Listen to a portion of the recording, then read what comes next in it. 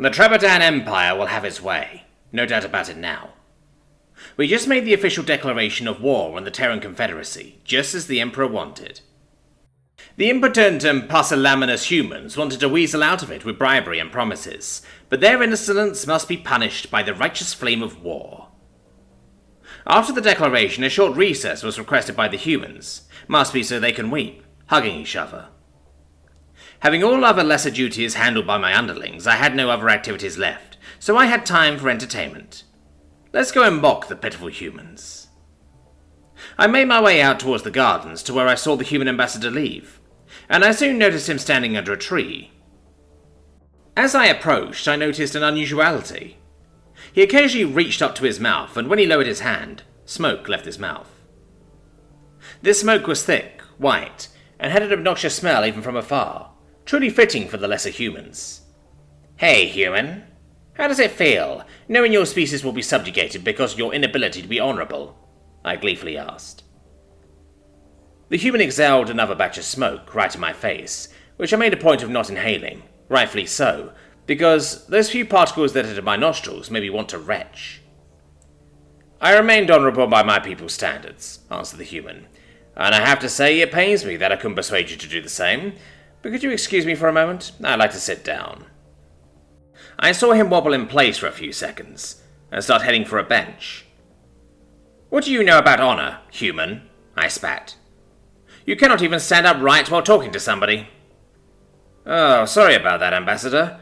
I know Thobeitins don't talk business while sitting. Although I doubt mockery counts as business.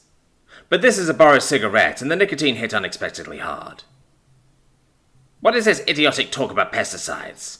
I asked with irritation. "You mean to tell me that little stick of incense contains nicotine?" "Oh, yes. However, I usually smoke smaller ones containing 8 milligrams, but this must have 20, so it may be a little woozy. Maybe for the better. I must say I'm quite angry at the Empire. But... I stammered before I gathered myself with true anger. 1 milligram is lethal for even the strongest warriors, and you expect me to believe you inhaled 20 times that, old man?" "If you say so. But you can easily prove me wrong.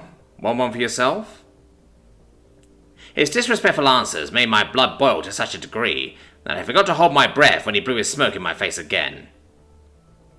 I felt as if my lungs were both emptied and set on fire at the same time, and I fell on my knees in a coughing fit. "I must make my way back home, Ambassador." The human leaned forward in place to meet my teary eyes with a piercing gaze.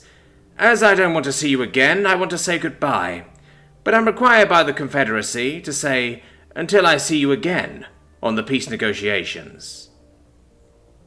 His voice was cold and calculated, that I never heard from a human, but as soon as he stood up, he was back to his timid self, stammeringly asking for help on my behalf.